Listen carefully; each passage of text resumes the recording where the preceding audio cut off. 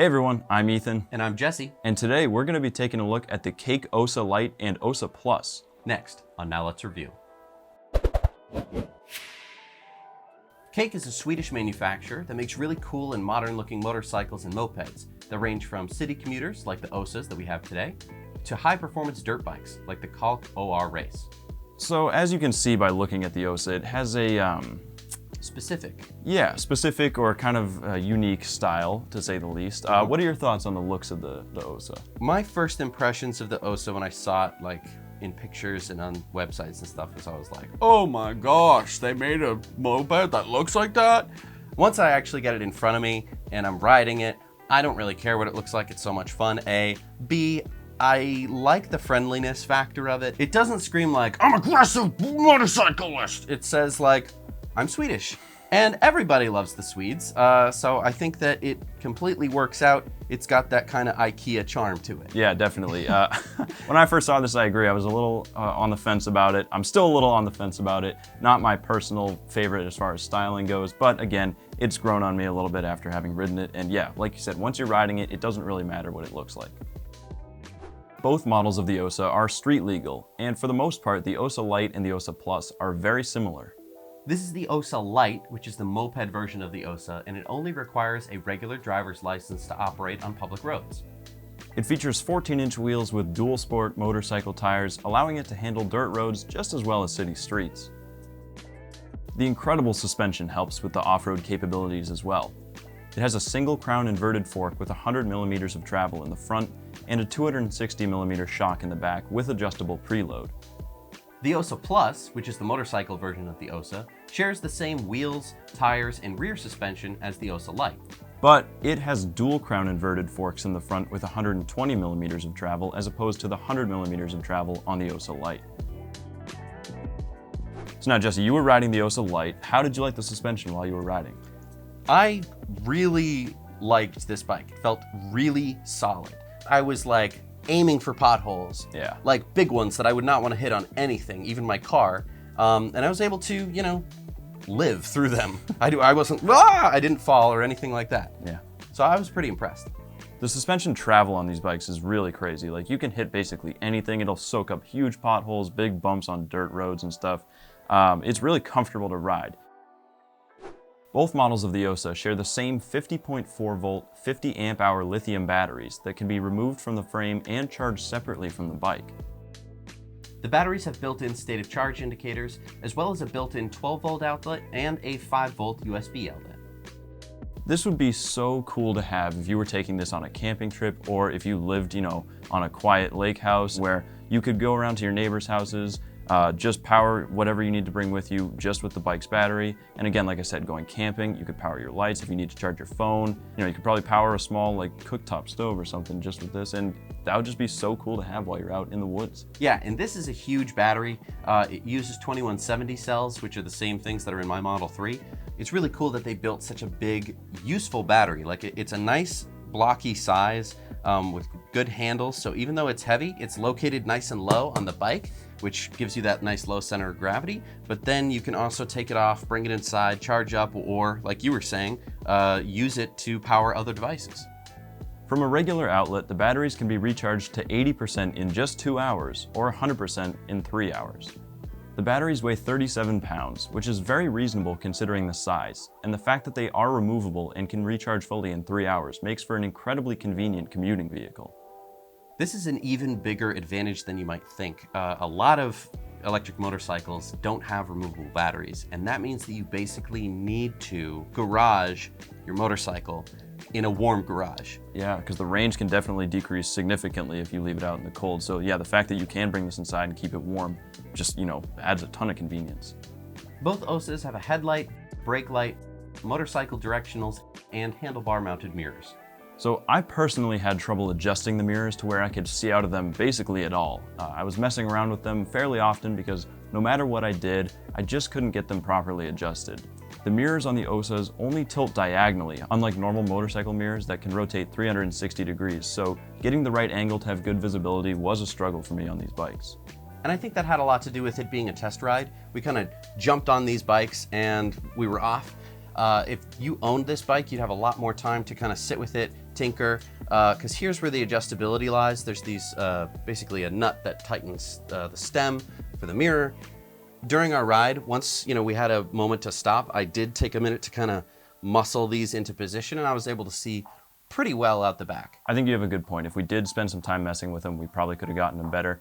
I just want to point out again that the one issue that I really had with these, I don't know if it shows up, but you can only rotate the mirrors on this diagonal pivot, whereas on a normal motorcycle mirror, you could rotate it 360 degrees to basically angle it however you want to see around you. Right. So this was my one complaint about the mirrors. That having been said, with a little more time though, I probably could have adjusted them more to my liking. Yeah, but to your point, I mean, if this gets bumped, if you kind of accidentally whack into something, it's going to be kind of tough to, while you're riding, adjust the mirrors, where I think on a normal motorcycle, it's a piece of cake. Yeah, exactly.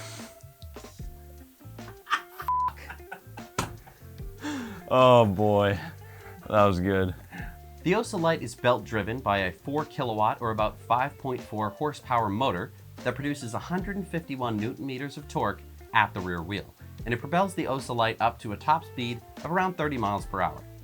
The Osa Plus, which is the motorcycle version I was riding, is also belt driven, but it has a 10 kilowatt or about 13.5 horsepower motor. It produces the same 151 newton meters of torque at the rear wheel, but brings the Osa Plus up to a top speed of about 56 miles per hour. As we established, we never swapped bikes because I'm the only one with the motorcycle license, so I only rode the Osa Plus, the motorcycle version. But can you tell me a little bit about your riding experience with the Osa Lite? I really liked it. The one time that I didn't like it so much was when you were speeding away from me at 56 miles an hour, and I was stuck at 30. But it has a lot of power, and it's very responsive all the way up to that 30 miles an hour, which does make the 30 miles an hour feel disappointing, but it's really not the end of the world because it's a complete joy from 0 to 30. The things that I really liked about it were the brakes, oddly enough. Like for all the motors and stuff that we were talking about, the brakes felt so like variable and responsive. They didn't have that herky-jerky feel that I get on a lot of e-bikes. And the suspension obviously was just beautiful. Yeah, I had the same basic experience with the Osa Plus. I mean, again, it pulled really hard up to that 30 miles an hour. Obviously mine kept going though. However, it did seem like these bikes both pulled about the same amount up to 30, and then mine just took over with the higher speed limit and the more power. But yeah, I agree. Super fun to ride, very responsive, easy to control, and yeah, these are really smooth to ride. Each of the Osas has 3 different power modes, each of which progressively increases the responsiveness of the power and the speed limit. It also has a custom mode that you can configure how you like through the Cake app. So I started out in mode 3, which gives you full power, and I never felt the need to go into a lower power mode since it's really responsive, it's easy to control, and the throttle is really linear. So it's really confidence inspiring to ride these bikes, even in the highest power mode. And I was in level 3 on mine as well. Obviously mine's the moped version, not the motorcycle version. But yeah, I didn't feel like I needed to lower it down either. I liked having that electric torque that I like in all of my electric vehicles, where I feel like there's get up and go, and if I need to move, I'm moving. Exactly. I feel like having all the power on tap at any given time is the way to go. Like I said, because it is so controllable, as you know, keeping it in the highest power level is not making it any more dangerous to ride. It just gives you more at the top end. So it's kind of nice to be able to lower down the power for friends or people who might not be able to handle themselves on a motorcycle, and that way you know that even if they keep holding the throttle open, it's not going to, zip up to 56 miles an hour. Yeah. The Osas also both have regenerative braking with 2 different strength settings. The first mode basically just lets the bike coast once you're off the throttle, and the second mode starts to regen brake as soon as you let off the throttle. So kind of similar to your Model 3. Yeah, similar. It wasn't as strong as my Model 3. Like, I didn't feel like it would bring me to a complete stop. I definitely needed to use the friction brakes. But I didn't notice it. I wasn't like, oh, I'm slowing down too much. Yeah. The regen braking is very smooth and, like you said, isn't too powerful. And for anyone who rides motorcycles, I would compare it to engine braking on a 4-stroke in 4th or 5th gear. For more aggressive braking and coming to a complete stop, each Osa has 220mm disc brakes on the front and rear wheels, which are both operated by hand levers. I really like the brake response on the Osa. The brake levers feel a lot bigger than they do on a bike or an e-bike. They're probably motorcycle brakes. Yeah, these are the same size and feel as motorcycle brakes, so they definitely give that feel. And they definitely feel like they're what's needed for slowing you down from a higher speed than, say, like 20 miles an hour on an e-bike. With this, I felt like I could have a very controlled stop so I could, keep up with traffic a lot more smoothly. Yeah, exactly. Both the front and rear are hydraulic, which in itself gives really smooth response, but these are well made and well thought out, and they do feel super smooth to use. The speed, the regen braking mode, the bike mode, battery level, odometer, and trip distance can all be found on the display mounted in the center of the handlebars. I love the fact that the speedometer on the screen doesn't skip over numbers and update only like every half second. A lot of digital displays will do exactly that. They'll just skip over numbers as you accelerate. This one shows every single number that you hit. It just constantly updates, so you get to see all the numbers scroll through. And I like being able to, at any given time, see the exact speed I'm traveling at. One thing that I didn't love about the center screen was that I was wearing polarized sunglasses and I could not read anything on the screen whatsoever when I had them on. I could, do that thing where you tilt your head and then you could see it, or I could, look underneath my glasses and I could see it fine. Like, it was totally bright and everything, but the polarization, and maybe it's just my glasses, it just meant that I couldn't see while I was riding. Not that it was that important. I mean, when you're going 30 miles an hour, I did keep leaving my blinker on, and if I could have seen the screen, that would have stopped happening and I wouldn't have looked like such an idiot on this B-roll. Jesse, directional. Your directional is still on. When you power on the OSA, you're prompted with a passcode screen, which you must correctly enter in order to begin riding. The passcode can be set to whatever you want, and this safety measure is much more convenient than needing a key or card, in my opinion. The bike can also be unlocked through the app. The Cake app is really cool and lets you do a lot of awesome things like customize ride modes, locking and unlocking the bikes, seeing the battery status, tracking your rides, seeing the GPS location of your bike, and much more, including using your phone as a heads-up display. The handlebars on the OSAs are very wide, which I found to be a bit awkward at times. The handling takes a bit of getting used to because of how wide the handlebars are, but since both models weigh in at under 200 pounds, they're pretty nimble and easy to maneuver. That's funny because I kind of like the handlebars. Maybe it's just because I'm not used to motorcycles. I was just like, ooh, big, wide. I felt like I was in control, but I could definitely see how they are a little bit wider than I'm used to on a bike, but I felt like that made me feel a lot more secure about how it handles. The weirdest part for me, I think, was how wide my feet were apart on these like little platforms that your feet go on. Yeah, it really spreads your legs out quite a bit. Like your feet, you do feel like you're almost like squatting on something instead of just sitting down. Like riding a horse. Yeah, exactly. Closer to riding a horse. Yeah, exactly. Because I ride sport bikes, so I've got my handlebars are close together, my feet are tucked in like closer together. So the whole riding positioning on this bike was probably just very different from what I'm used to. So that might just be why I felt that it was a little awkward at first. But I mean, again, after riding it for a few minutes, totally easy to handle. But all of these factors, I think, go into making the riding posture a lot more comfortable. You're sort of more upright, and you're able to kind of look around and be more, city, as opposed to, hunched over, going 100 miles an hour on the highway. Speaking of rider positioning, the seats on this bike are decent, but they're far from the most comfortable motorcycle seats I've ridden on. So I think we've gone long enough without addressing the elephant in the room. This big bar, which stretches from all the way from the tail to the nose of this thing. It gives the bike its look, or part of its look. Yeah. But it also gives a bit of functionality in these clamps that you can kind of clamp to. And so this gives you some adjustability in what you put on your bike, some modularity, which I think is Cake's biggest point about this bike. So yeah, not only can you put the seats on these clamps, you can also put all kinds of cargo stuff. They have rear baskets that you can get in 3 different sizes that you can put on here. On the front, there's one for the headlight, which if you put a basket on the front, which you can do, you simply take the light off, stretch it out onto the front of the basket, and then reattach it. So like you said, very modular, and it just allows you to completely customize what you want this bike to be. So that, for me at least, lets me overcome the styling a little bit because of how functional it is. And that's not all. I mean, you can get cargo hooks, so you could be, riding back to your apartment with big sheets of plywood if you wanted to. So that's where I think this really fits into the niche of, city dweller, someone who might not even have a car. This might be their primary mode of transportation because it is a moped or a motorcycle. Being able to go to the hardware store and, grab sheets of plywood or sheetrock, being able to, pipes or 2x4s or, surfboards, anything big and flat, which normally if you were I want to transport that on my bike, you'd be like, can't do it. Now you can. That's kind of cool. Yeah.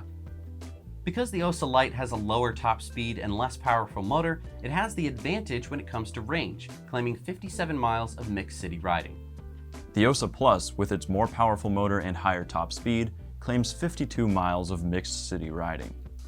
Now, since we only went for a test ride on the Osas, we weren't able to do like a full range test, but based on the riding that we did do, the claimed ranges of the bikes did seem realistic. So yeah, as we mentioned, we only had a few hours to ride these. We don't own them. We didn't have them for the weekend or anything. We had about half a day to test them out. So during that time, we didn't necessarily get a full, complete experience with the bikes, but got a general sense of how they were. So what are your thoughts on riding the Osa Lite? There were a couple of quirky things with the Osa. One was that if you're at a stop, it will beep every 5 seconds or so to let you know that it's on. They beep to let you know that they're still going. Is that what it's doing? Yeah. I think that this is because it's more powerful than, say, an e-bike, and if you were to think that it wasn't running, walk away, come back, and just like grab the handlebar and twist it, you wouldn't want that to happen. Oh my God, I forgot that we turned it off. I was like, oh shit. Yeah, I double checked. And it wasn't beeping. Yeah. So that is kind of a quirky feature. I think it's a love it or hate it kind of thing. Overall, I thought the riding experience was great. I loved it. I had a great time riding it. My one complaint on the Osa Lite was that 30 miles an hour did seem a little bit low. I did feel like it had a little bit more in the tank to go, maybe 33, 35, just because when you're riding with traffic, people tend to get upset at 28 miles an hour as opposed to, 33 miles an hour. They look down at their speedometer, and if you're not going a little bit above the speed limit, they can get a little antsy. That, and also just like it feels really slow to be going that slow. When I was riding with you and staying at about 28, 30, I felt like I was just putting along, and like sometimes I'd be so far ahead of you just because I didn't realize that really only went 28 miles an hour, and I was just going what I felt was a normal speed. So yeah, having a little bit more power and speed out of the Osa Lite would probably be great.